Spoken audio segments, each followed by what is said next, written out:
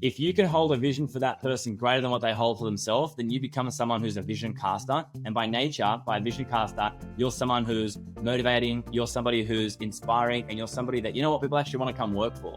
The vision has to be bigger than you, and it has to encompass other people in there as well. So then when you communicate that to somebody, that person's going to get inspired and motivated by the vision that you hold and how they are involved in a part of that vision.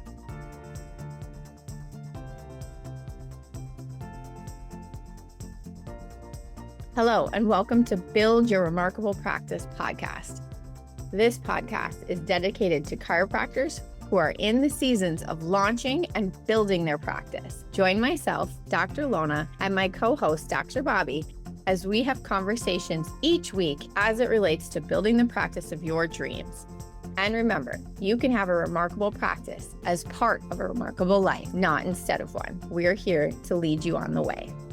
What is up, team? Welcome back to the Build Your Remarkable Practice podcast with the fantastic Dr. Lona Cook and myself, Dr. Bobby Ildasic. And Lona, it's been a while. I am back. I don't think that I've been able to settle now for a couple of months. I know that you've been admirably holding down the fort, talking some great stuff. I've been listening from afar, definitely. But it's good to be back. What's going on? Feels like a long time. Yeah, it's great to have you back. I'm excited to learn from you today.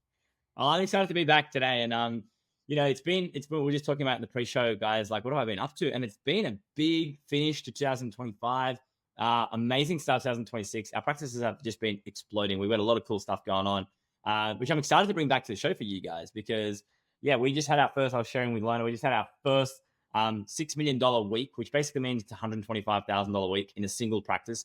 And I say that because it truly blows my mind. Like, I don't think we're capped at all. And I've been saying this for a while. I think in chiropractic, it's totally possible when you know what you're doing and when you understand fundamentals, and then also probably a little bit deeper than the fundamentals, which we talk about in this show.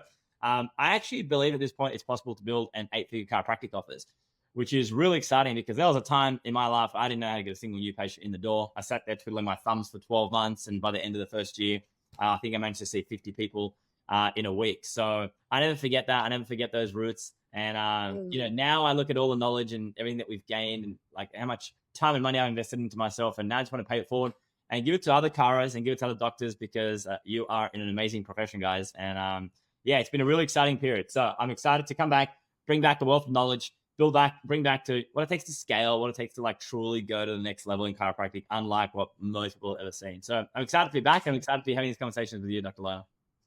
Perfect. I love it. Well, that leads us in nicely too. Obviously, Bobby is doing some big things in his practices and scaling, and it's not all done by you, Bobby, is it?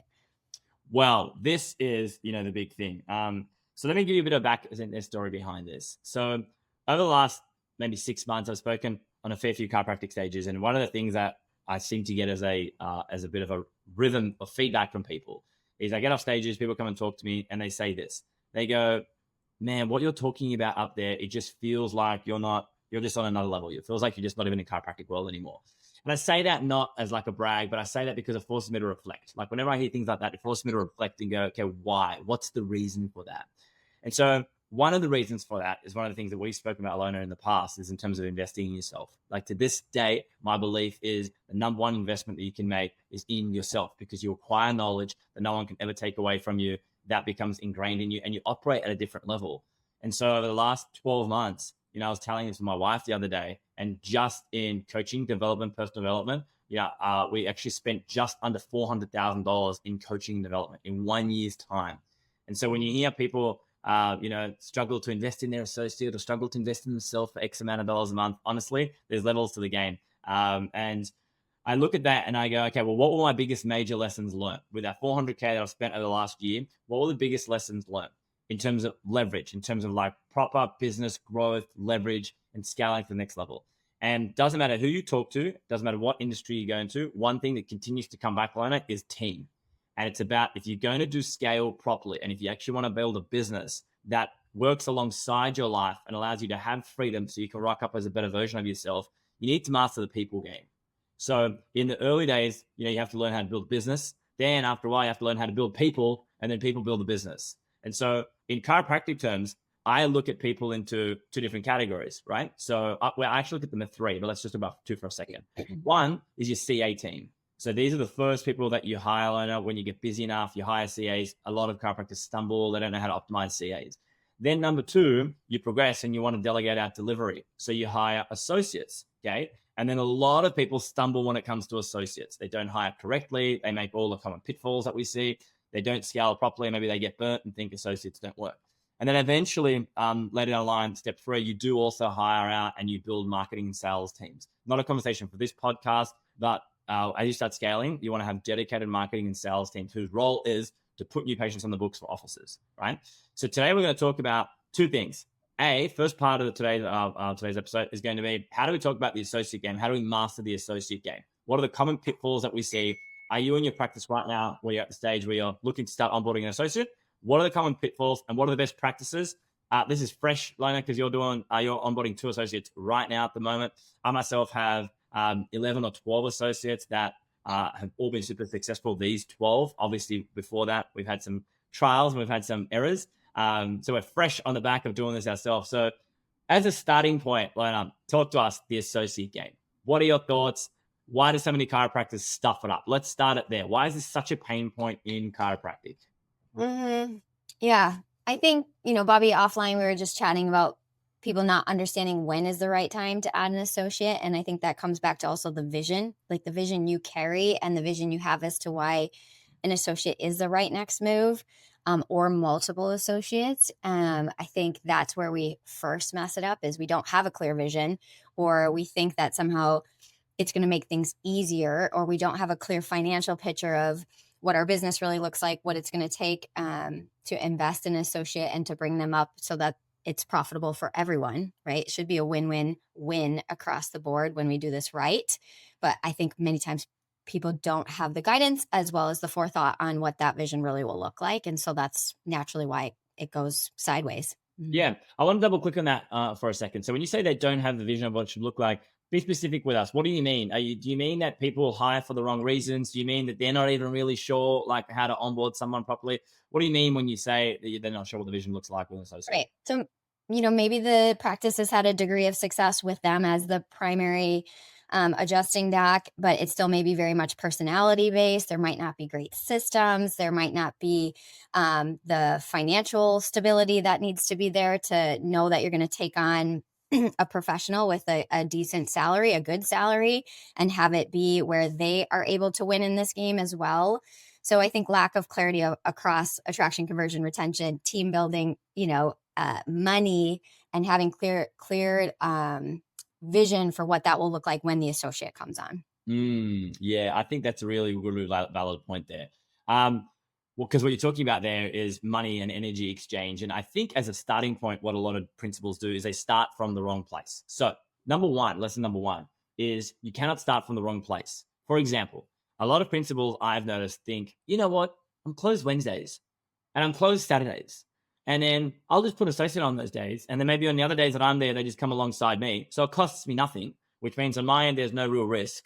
And then I'll just pay them a percentage of what they bring in. That's what a lot of guys do in this part of the world. I know in the US, it's like, and I'll just pay them some salary where it'll be minimal. And you know what? If like 3 months, 6 months in, we're not producing, well, I can always just kind of get rid of them, right? Meanwhile, it takes the associate on a journey where it really taints, their experience of chiropractic, and it taints their experience of like an associateship. And a lot of time they leave the profession. So, I would agree with you 100% that a lot of principals go into this and have not put enough thought into what do I actually want to achieve? What does like the next vision of our company look like? So are you saying, ma'am, that you think step number one, before you do any hiring, surprise, surprise, is to get clear about, well, what does the next chapter look like? And to start visualizing success as though it's already there with an associate in the game. Is that right? 100%. And what is possible and what will the new capacity be? And, what is that growth going to mean after we bring the associate in? Yeah, I think a lot of people have issues to fix before they bring someone else in. Yeah, 100%. All right, gotcha. So that's error number one. What would you say another error is? Where was another pitfall that you see a lot of chiropractors making when it comes to associates that ultimately doesn't lead the relationship down a good path? Yeah, this could be true for probably any member of the team, but that we haven't truly identified the role and the characteristics of what will make a successful hire for that role. So in the associate world, you might be thinking, I'm going to hire somebody who loves to go out and help me build this business.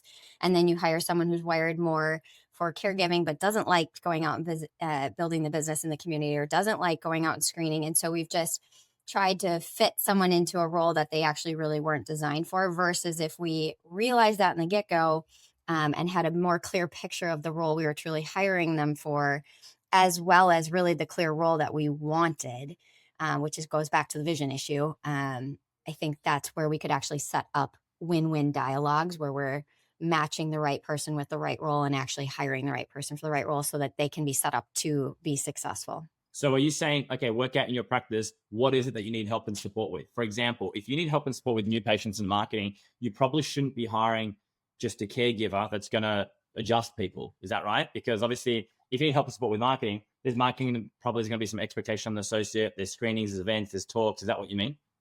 Yes.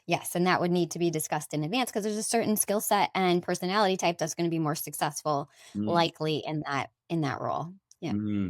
Yeah, really interesting there, right?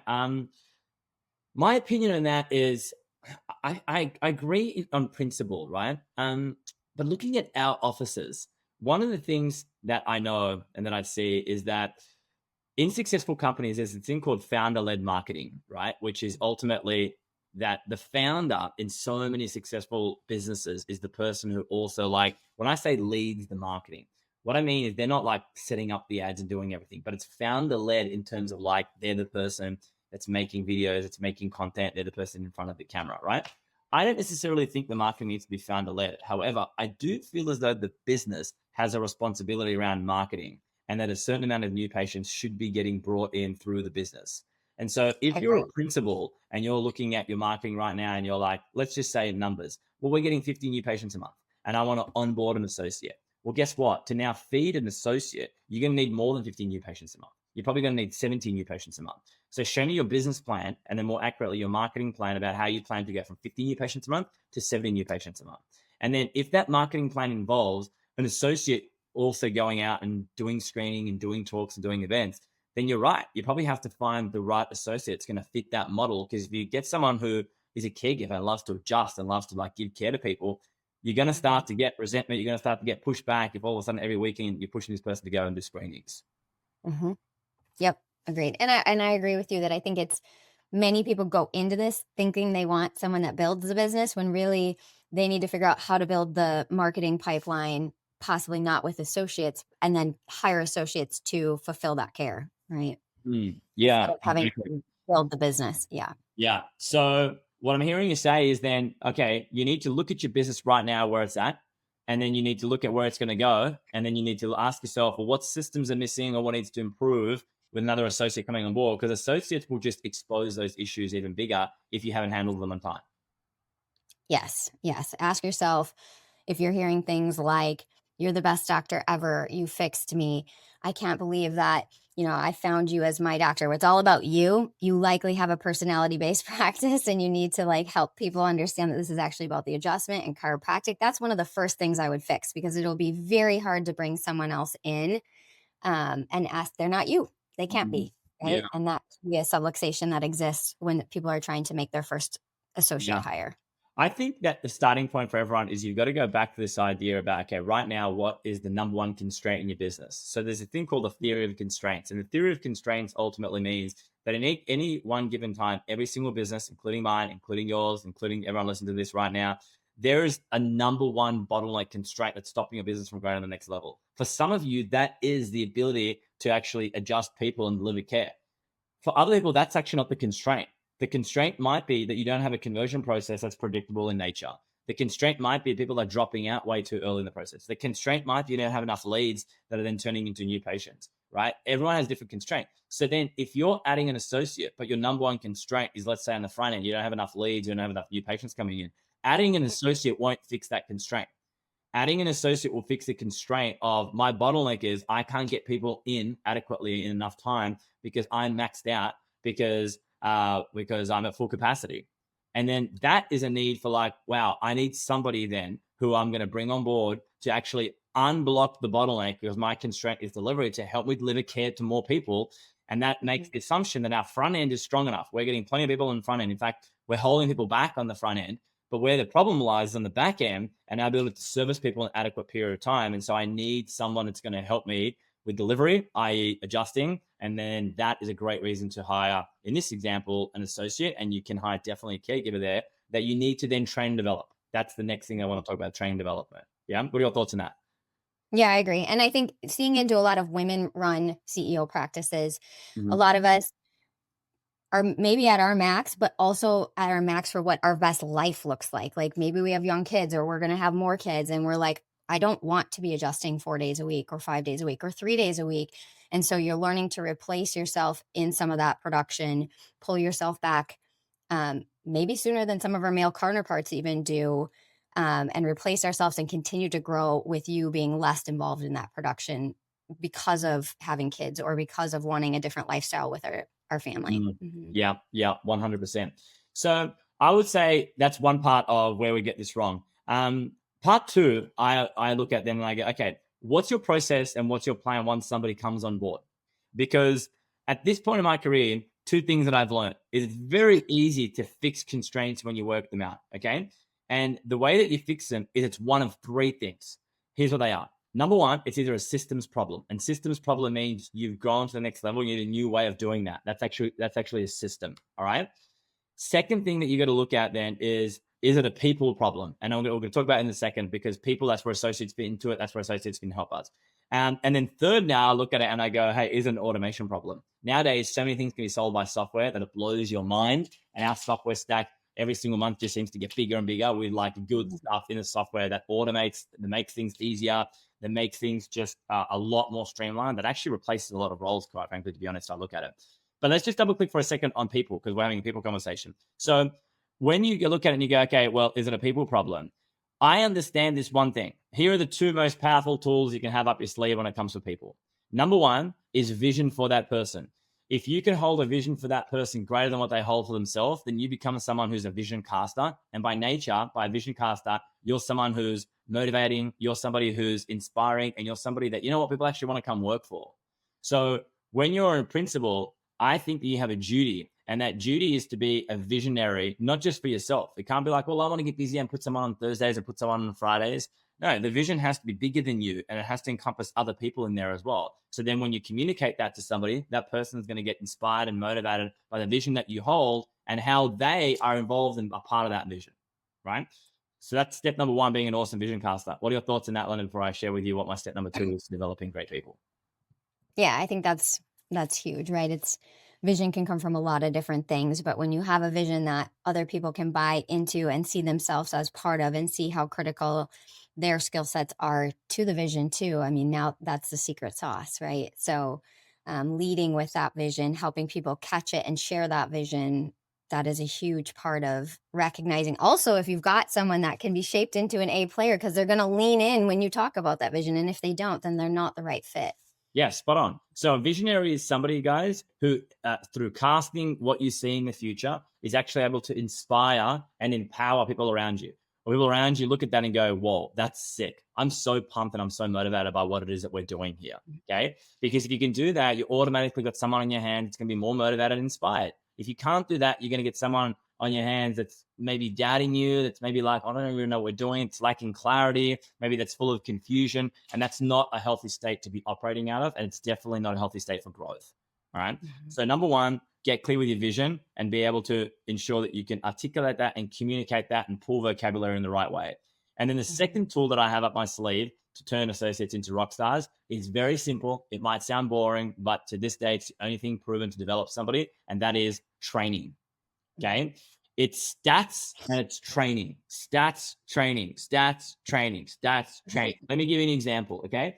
In one of our partner offices, my brother is the head DC there. He's the leader there. So having a conversation with him before, and he's talking about someone on the team there, okay, and how they're performing and, you know, where they're at. My first question to him is, great, what's their stats, okay, in the last 30 days? Oh, I don't really know. Aha, cool. That's first thing. Okay, so go and review and open up your vital signs and understand, or whatever dashboard you're using, look at these specific metrics in the last 30 days, because that's the only thing that you've got them outside of emotions that can then drive your behaviors, which is where do you train and develop this person? Because so often I see principals frustrated with an associate. They just can't convert quite as good as me, or they just can't, build quite as good as me. And you go, great. What specifically around building a practice are they struggling with? And they can't tell you the answer to that. If they can tell you the answer to that, my second question to that is, great. So they're struggling with conversions. What specific action steps are you actively taking to help them move towards being a great converter? Because there are some people that are unicorns, definitely, that just kind of like, we're always good at converting on some level, even though I never think they were pros. Maybe they just had a head start. Nobody is just born being a great converter and just knows how to sell naturally. Some people, I say, get a head start based on their personality type and their communication skill. But the point is that it's a skill that we learned and that we invest in ourselves, that we developed. A lot of the times most people have paid for some training around conversion processes day 1, day 2. And so what that tells you, it's a skill that can be learned, which means skill that can be taught to your associates as well. What are your thoughts on that, Lona? How important is, like, first of all, your first 90 days when an associate starts, the onboarding process, and then outside of that, the continuing development that you as the leader pour into that person to help them grow? Yeah, I would agree with everything you said. And to just add into it too, you're learning each other, right? Like, we're not all wired the same. So I think that's a huge part of that 90 days too, is trying to learn, whether it's through the PDP or DISC or some other assessments you use, because that helps us then be able to have connected communication on top of what the metrics are telling us. Like, okay, this person is wired this way, or this person does better when we communicate in this format. That's part of what I'm always looking at too, knowing that not all of us receive feedback or ask questions and receive, insights immediately. Like, I'm a person that, like, you ask me a question, I'm probably gonna have an answer for you quickly. Not everyone works that way, And so that's been part of it too, is just recognizing how we all have to get better at communicating with different personality types. And that's part of, it is part of the training, but it's also part of becoming the leader that can train and communicate well with all different types of people. But see, I think that's a great example. I'm really happy that you brought that up. So you just said, all right, you're the kind of person, if I throw a question at you, because you're pretty well spoken, you can kind of come up with some kind of answer, correct? Mm-hmm. Yeah. I consider myself like that as well. And a lot of people look at me and go, well, it's easy for you. You're just gifted at speaking. However, I want to demonstrate a point now. And the point is that your ability, I call that pulling vocabulary. Pulling vocabulary means having the ability to say the right thing in the right moment. You might not realize this, Lona, but where that comes from, the ability to pull vocabulary, is your dedication to training and mastery. That's where it's come from. Okay. Right. Because watch this. If I get you to pull vocabulary on something that's completely out of your sphere of genius, you'll struggle. If I said to you right now, hey, can you tell me a little bit about, the engines inside the Porsche 911, and like, why is the Porsche 911 GTS like such a different engine to the Porsche Turbo S? Like, what's the primary thing that you see as a difference? I got nothing. All right. You would maybe mumble your way through it. You may be like, oh, well, this one's quicker because it's more powerful. All right. But the point is, you wouldn't be able to like pull vocabulary because it's not an area that you've put like time into understanding and time into like learning about and like reading and like studying. If you did that, I guarantee you with that question, you'd be like, oh, no problems. Here's the difference. The difference primarily is in bang, bang, bang, bang, bang, bang. You're like, oh, gotcha. So what's the lesson learned? The lesson learned there is the ability to say the right thing in the right moment is not just the gift that you get given and you can just do it for anything. You do that by gaining specialized knowledge, which you get by training and developing, investing in yourself. And I know you, Lona, you put the hard yards in. You've been getting coached for how many years? Also, invest in yourself for how much, and double down on like just understanding this thing called chiropractic and understanding what it takes to be successful in chiropractic. And that's what's giving you the ability to pull vocabulary and say the right things. Yeah, I would agree. And what I meant by that too is like, I'll use the example of someone who's wired more introverted or more detail centric, which we certainly have on our team. People are wired very opposite of me. I used to realize that when I only ask things in quick responses, they're usually just the last to speak because that's just kind of how they're wired. And so if we don't have enough time, I won't hear from them always, right? Because we'll move on to the next thing. What I realized is that some of my high detail people had great insights that I wasn't able to squeeze the juice if I didn't specifically have ways that I went and got that from them. So now I'm more cognizant of just recognizing some of those things, because we generally don't change radically from some of those positions of how we, am I the first to speak? Am I the last to speak? Am I, going to volunteer the information, or is someone going to have to pull it out of me? And I want a detailed person in certain roles, right? So yeah. So some of that is just really recognizing, we are going to have people on our team that are wired very differently than us. Yeah. Yeah. Spot on. And so going back to the original point, but that's why it's unrealistic, guys, as a principal to expect, well, my associate just should be a gun converter. Or you know what? I taught them day 1 and day 2. I did that at the beginning for like 5 days or whatever. Or Right. well, maybe I taught them day 1, day 2, and we did a few weeks of training of that, maybe a few months of training of that. Doesn't matter. The point is that the only way that they're going to get better is to actually train and develop them in that area. So understand when you're bringing on associates, it's your responsibility, guys. You're in part going to have a coaching and a mentorship role there to develop them, to lead them, all right, to train with them. And there's a 90-day process about how we do things more acutely. And then there's an ongoing process of training, development, and verification, which is where the stats come into it. So don't just throw the baby out with the bathwater and go, oh, well, they're never going to convert as well as I convert. And it's not in their PDP profile. The reality is with the right amount of training, you can definitely improve people. It's the only way that you improve people. But then, my question to you is, are you committed to training mastery? Are you training like a master as a starting point, investing in yourself in coaching? And then number 2, are you verifying what your associate is doing? And then on the back of that, customizing the training and the approach to them to help them develop their weaknesses and to help them develop their blind spots. That's key. Yes. So true. So good. Right. So, all right. So I know that we said we're going to talk about CAs, but let's probably stick with associates now for the remaining part of this. So what I'm hearing you say is, okay, number 1, principals have to be clear on vision about where's this practice going. It has to be big, it has to be motivating, right? So that other people see how they fit into that vision. Then number 2, we've got to be really, really clear with, well, what's the constraint of the business? Because that's going to help us work out what kind of associate we're looking for. If we need help with marketing, then we're maybe going to have to get someone that also has some element of marketing approach to them. If we just need someone to help us with the constraint of adjusting people, we mainly need someone who can help with giving care and being an awesome chiropractor. From there, once someone joins the team, we've got to make sure that we actually have crafted out a 90-day onboarding process. Exactly what are we going to be teaching them, every single system in our practice from a high level, and then an ongoing process. Yeah. Tell me one thing that we haven't chatted about, Lona, is what does your ongoing development process look like? And then the final thing I want to chat about before we bounce is, do you have a succession plan for associates in mind, even when they start? So tell to us a little bit about your ongoing training process. And then I'd love to hear when an associate starts, do you already have a succession plan in mind for that person? Do you already look at the future and be an awesome visionary and go, hey, I can see this person's going to probably do this for the next X amount of years. And then we're going to develop them and vet them up to do this after that. What does that look like? I'd love to just hear your thoughts on that. Yeah. Okay. So ongoing training, we have training every week, and they have doctors training, and then we have full on team training. And that both includes role playing as well as with the doctor's training. Sometimes it's technique training and making sure our hands are all able to do things that we need to do. So again, you said this, I think just a few minutes ago, of you're really mindful and feeling the pulse of how do I tailor the training to what we really need? Sometimes you are going to need to call an audible of we need to spend some time on this, especially if we're in, that first 90 days or the first 180 days where we're seeing gaps that need to have hands-on, one-on-one and group training on.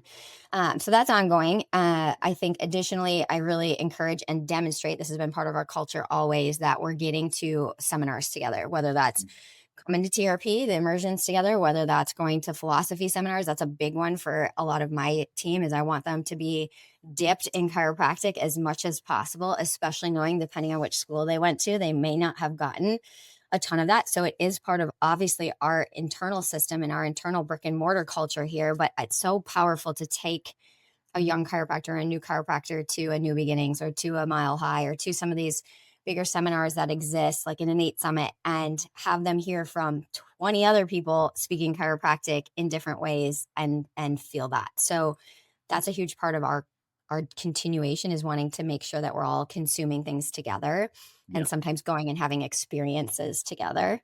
And then I'll jump into with that, I try to watch as much as I can, who's really showing up, who's showing up and going the extra mile, who's leaning in, who wants more. That's part of my quarterly check-in to see what other ideas they come up with, how they help us solve problems. And that's helping me know how much leadership I can start to encourage this person to take, whether that's as a lead DC for our team, whether that's in, we had a doctor who really wanted to start an initiative bringing chiropractic into one of the nursing homes in our area. I was like, great, I love it. Let's go. I want to do things you want to do, as long as it's in alignment with our vision and our mission. And so I heard this word called intrapreneur. I like the idea of creating intrapreneurs within our business. Yeah.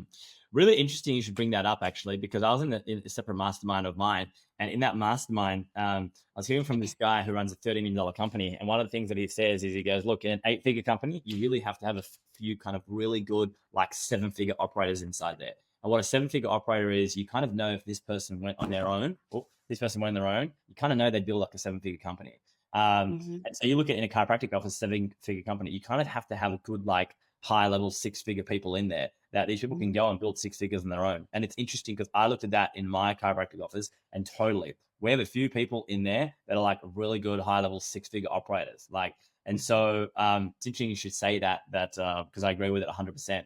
But yeah, I think you're spot on the mark there in terms of developing people, and you've got to understand that, yeah, we're in agreement about how important it is to pour into your people, both internally and externally. And then final question on that is exit plans. I know most principals, what they do, they shudder to think about an associate leaving and exiting. I actually welcome that. I start that conversation from day one. I was interviewing a potential associate yesterday who contacted me. And one of my questions to him is, great, all right, so 2 to 3 year plan, fantastic. What about beyond that? What does it look like beyond that? 3, 4 years from now, where do you want to be? Do you have a practice of your own? Have you thought about that? I love talking about that. Is that a conversation you love talking about with your team as well? Yeah, I don't think I go out 5 years, but I consistently, actually, it's on my list for this afternoon, is to just have another vision conversation with some of my newer docs too, and just like feel them out, because I think many times, and this is true with our patients too, they maybe haven't been given enough permission to even think about what's possible. And that's one of the beautiful things I think we get to do with people. To your point, we influence our vision. And sometimes that vision is a pathway for bigger things than they could have dreamed of by themselves. And other times it is fleshing out, like, is your vision to go open your own practice? Or is your vision, you're moving to Colorado? Like, there is different things that could come up. And it's just good to know, right? Because it helps us plan too. So yes, I think I could do more intentional, longer term conversations, but certainly having those conversations for the next 1 to 2 years is something we do frequently. Yeah. We have a form that we send to everyone once we've had the initial meet and greet with somebody. So one thing that I've learned in the last 12 months is how amazing group interviews are. Maybe a podcast episode some other time. Always start when you're interviewing, do a group interview. The dynamic that it sets, all right, the energy that it conveys, you're the prize, right? But conversation another time. After our group interviews, what we do is then we do progress to one-on-one interviews. Now, the people that are successful in one-on-one, we send them.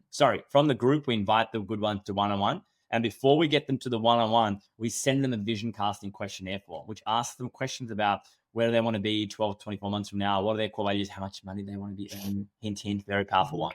So then when you have the one-on-one, you've got the answer to the exam in front of you of what inspires and motivates this person. It's really, really, really genius, and it's not that difficult to do. And so then your job is to put together, if it's a good fit, a plan of how that person can get to that goal, can get to that outcome. But I love the clarity that provides me when I have written on a piece of paper, this person I'm interviewing right now that gave me a good impression on the group interview, that's earned a one-on-one. What does this person specifically want to be achieving in their life in the next 12 to 24 months? And my job is, I say this to everyone, if we're on the same team together, that means every morning I wake up and I go to work also for your goals, not just mine. I'm not getting up in the morning going, oh, how can I move towards Bobby's goals? No, how can I move towards Lona's and Bobby's? But you're my team. So your success is my success, and everything that I do with you in mind to help us move towards our goals. And I think that's a really healthy attitude, but I know my team loves and appreciates as well. Yeah, that's awesome. I love that. Yeah. Awesome. All right, Lona. So great chat as usual. It's great being back. So the associate game, guys, if you're struggling with this, reach out. There is a formula to it. There's a science to it. You can nail this because it's essential that you nail it if you plan on scaling. But if you plan on being stuck as a slave to your practice for your whole career and just go there and adjust everyone on your own, then that's cool. You don't need to master this game. So you can skip through the next episode. We're going to talk about CAs. But Lona, awesome as always. And I'll talk to you really soon. Yeah. Yes. Thanks, Bobby. Catch team. Adios. Hey everyone, please listen in for this next bonus interview of one of our remarkable success partners. They all help us help more people find the benefits of chiropractic. So listen on. All right. Welcome everybody to the CEO portion of the podcast where we get to have a luminary from the chiropractic profession on. I will say personally, I've known Dr. David Fletcher from CLA since 2008. I've had the honor of having him as a coach. I've had the honor of having him as a colleague in this profession and really a luminary as far as a thought leader in chiropractic. And I'd like to say I also have the honor of calling him a friend. So Absolutely. If you have not known of Dr. David Fletcher, you're in for a treat. If you already know of Dr. David Fletcher, that's probably why you're listening right now. And just make sure you have your notes out. Make sure you're ready to learn about how to communicate chiropractic and how to utilize technology to serve the purpose of your practice. So, Dr. David Fletcher from CLA, just introduce yourself briefly to the group, and then we'll get right after it. Well, it's a pleasure and an honor to be here. And most importantly, what I love to begin with people when they ask that question is I'm a chiropractor and I love being a chiropractor. And I think that my journey, which has intersected with yourself, TRP, CLA, and otherwise, has really embellished the relationship of the unique experience that we have a choice to embrace as chiropractors. And I thought we'd spend some time today, and it'll uncover who I am, really focusing on this principle of the cultural authority that we as either chiropractors embrace or we let dissolve around us. And so my journey was really one that busy guy in practice, didn't necessarily always know how to scale. I just took everybody and did a family practice, and which was wonderful.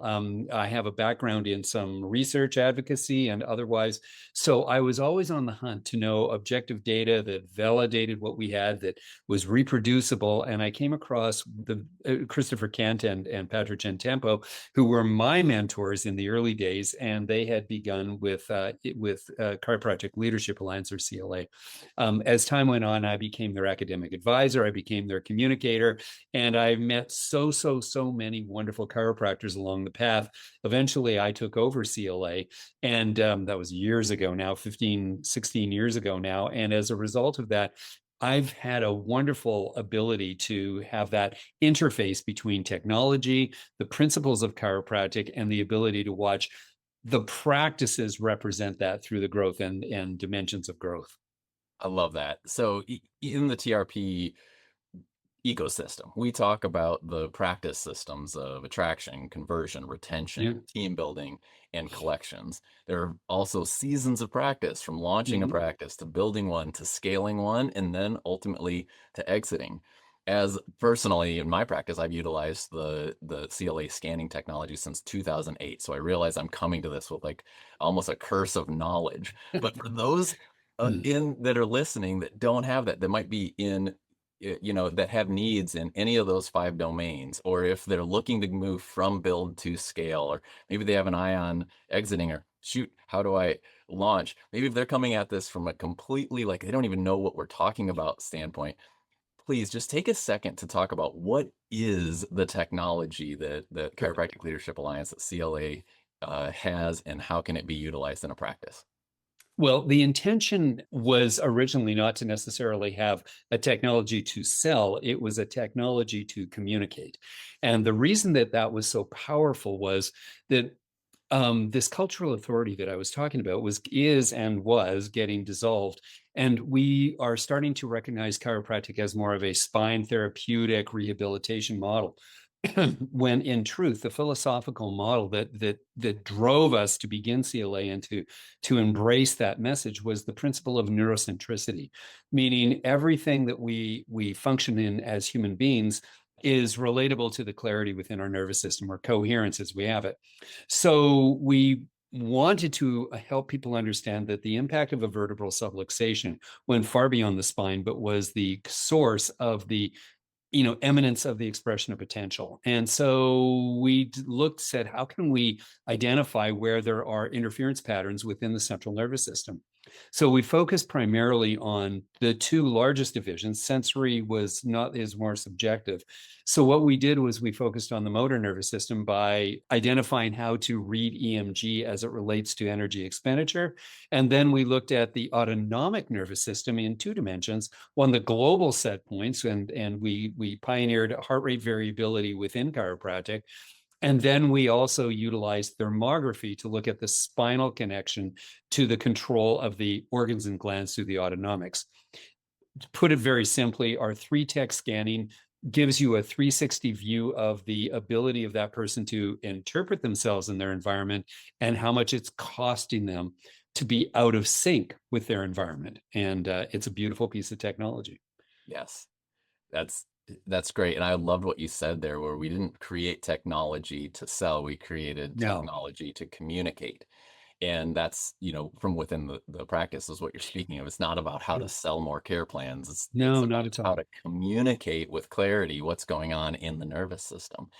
And I'll tell you, having certainty in communication is one of the biggest ways to retain people in practice. And this is one of the Yeah. biggest pain points that we have in chiropractic is there's a lot of stuff out there about attraction. There's a lot of stuff out there about conversion and helping people commit to care plans. But in the retention world, yes, through remarkable practice, we have a whole set of systems on how to retain well. But at the core of that is having certainty in your communication with people. And I know for my practice, boy, the technology has paid for itself time and time and time again. If all I looked at was retention, not including attraction when I use it screenings, not including conversion when I'm able to communicate with people in their early care as well. Let's talk a bit from the business owner side of things, from scaling your practice, and Yeah. by that utilizing, leveraging team where perhaps you were doing something before. Can you speak to the technology's power within a practice to allow the owner of the practice to leverage this technology and their team to take the practice to another level? Absolutely. I think I got kind of quoted and famously sort of conceptually brought forward around this kind of conversation that says you get paid to the level at which you communicate and deliver with certainty. And one of the things that's so critical is that we're doctors, and what we are clinical scientists, each and every one of us. And what we actually get paid for is not identifying where a subluxation is or identifying where a problem is that we can interact with, but how we can manage a care plan. And to do that, what we need to do is have objective data that we can track and compare to, while at the same time bring our patients, clients, however we refer to them, into our world so they see that we have this tell don't sell principle of what it is that we do. And one of the most important aspects of that is that objective data gives us the certainty. That's what we're going to get paid for, but it acts as an invitational platform so that people realize that you are delivering what you say you can deliver, and at the same time they are embracing it so that they are deciding how they're going to let that impact their lives and change their lives around that. And that's always why we wanted to get into this whole model of interfacing easy to use technologies. Now, from a CEO perspective, it has to be efficient, it has to deliver the team relationship and otherwise. We have scaled this down so that it's wireless technologies. Yes, there's 3 different texts that we apply in one examination, but the examination takes anywhere from 5 to 7 minutes in totality. So there's no blocks. It's staff driven, meaning that the staff are trained and they can deliver repeatable exams, reproducible exams. So the doctor has the confidence clinically, has the certainty in communication, and has now what we refer to as a neuroplastic care planning juggernaut that's sitting in there. So if anybody challenges them, whether it's on an academic level or on an insurance-based level or otherwise, there is a foundation now.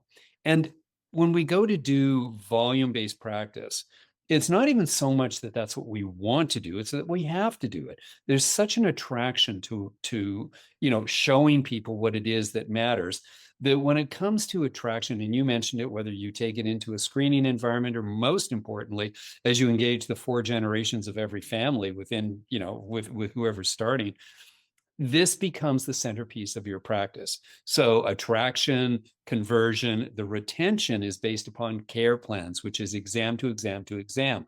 And when you base it on that, the average therapeutic based PVA, if you will, is somewhere around 12 to 14. We look at our PVAs and we're in the 60s and 70s in our client base. And people just need to do the math on that. There's no hand holding. It's just, you need this, and here's what we're going to deliver. And so it makes the practice very fast, very efficient, very easy. Yes. I love that. And as your average there, that probably means that the practices that have really learned how to leverage your technology along with systems end up far north of the 60 or 70 even. Triple digits is pretty common. Yes. Just in terms of the embracing of it, we have 16,000 of these installations, in 26 different countries right now. The chiropractic profession has embraced this principle of a neurocentric approach to chiropractic. Listen, not everybody over the years has continued to evolve with it, but we know, watching the data sets come through, that we're looking at millions and millions of scans being delivered through our servers each and every year. That means that there's millions and millions of people hearing the story of chiropractic through a neurocentric, philosophically right managed model. And that makes us very happy, but it puts a lot of people in front of chiropractors. Yes. I love that. So what I'm hearing as a user of CLA is, man, I'm glad I got in on this early, right? What I might be what I might be hearing if I'm listening to the reverberations of the CEOs listening to this, the decision makers listening to this is, oh man, I'm glad we've been in this a short term, or maybe, holy cow, like I'm actually looking for more certainty in my communication. I'm looking for ways to utilize my team to help me leverage my time and my ability to serve people. And if I could have ways that help in attraction, in conversion, in retention, and in collections, like I should be all in on this, right? Yeah. And certainly, as an advocate of CLA and the technology, I'd say absolutely. Yeah, I think what you've said there is the ROI is obvious. If you're a practice that's hanging out in the, teens, maybe the 20s with your PVA, just imagine, just do the math on your collection visit average on what it would mean for a case to take that to 60, 70. The ROI is obvious. And the how quickly you get that return back is going to be simply based on how quickly you train yourself and you train your own team systems to get this thing up and running and communicate it to your people. Well, if we're talking business and numbers, let me share with you. As I came on the call, I thought, let me take a look. So I had my team look in the server banks, and I talked about millions and millions of them, and we divided. It was real simple math. We just divided the number of clients that are actively scanning, not just that we've installed with, but actively scanning in this, and said how many scans across the universe are being done. On average, this is on average through our network, 126 scans per month. Okay. Now, on average, each one of those, and some people are charging $300 a scan and other people are charging $30 a scan. But on average, we recommend that there's whatever you charge for a cash visit is what you would charge for a progressive scan. So let's just go on the low side that it's $50. The realities is that this is generating, in exams alone, not retention or not attraction or otherwise, it's delivering $6,600 each month in just exam fees associated with recurring examinations. On average, we have people that are doing 400 and 500 scans on a monthly basis. We have lots of those people. So just imagine the decision that they were making and putting those numbers in play every month in their practice just from exams. Yes, absolutely. The math is easy, and It's the impact is huge, right? The impact of communicating chiropractic in a way that people understand it better, they can go tell others about it better. It's why the technology was created, right? For communication. So at this point, hopefully people are wondering, how in the world do I get my hands on this stuff? So, thank you and CLA for being great success partners with the Remarkable Practice. Give the listeners a sense of how do they get in touch with you? How do they learn more? How do they get in contact with you? Which is a wonderful way. So the website, which has won, I don't know how many awards, because it does a lot of really cool journeys that you can go on through it, is insightcla.com. And you will, I'm sure, put this on, the notes, et cetera, and whatever else. But in there, we also realize that, and I said it before, is that we're clinical specialists, each and every one of us. And so there is an entire library of downloadable ebooks. Obviously, the website itself profiles the technology, does case studies, and does a lot of interviews, if you will, with users that are in there. So testimonials and otherwise, get a feel for the people that use our technology. More importantly, go and download some of these fantastic ebooks that we've been able to present over the years. Dig in, and here's one of the most exciting things. Honestly, we don't refer to them as salespeople or representatives. They're inside advisors. our skilled team really is somebody who's going to handhold you. And I used the term invitational before. We really focus on inviting people to see a critical shift, which we refer to as conversion. But it's this critical shift, not away from or dismissing where you are, but a shift towards this efficiency so that you can scale, so that you might find an exit that's faster than you thought it was. Chris, you talked about the seasons that we're in. We're all in them. At some point, it doesn't go on forever, meaning you practice. You got to make some decisions. Maximize your opportunities now so that when it comes time to scale and when it comes time to exit, you've made the right decisions at the front end of this career. Yes. Excellent. Well, yes, be sure to check out the show notes. Those of you listening, be sure to check out insightcla.com for that information. And some of that's available even to people who don't yet use the technology. So, absolutely. Check all that out. And of course, come to our immersions where oftentimes you'll always see somebody from the CLA team, if not Dr. David Fletcher himself, there with us at the immersions. I absolutely circle each immersion on my calendar. CLA loves being along with TRP in its journeys, and we've been doing it. I think we were the first success partner that was associated with TRP. So we have a long and wonderful relationship with each and every one of the. That's why, because we value the same things, and that's what makes friendships, but collaboration so perfect. That's great. Well, on behalf of the Remarkable Practice, Dr. David, thank you so much for all you've done for the profession. Thank you for being here, continuing to serve the profession in this manner. And I look forward to seeing you at our next immersion. Can't wait. Thanks again. You bet.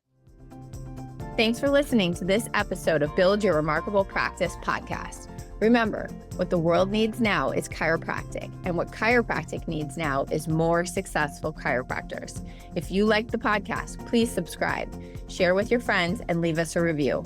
And if you'd like to connect with us personally, please click the links in the show notes to schedule a call.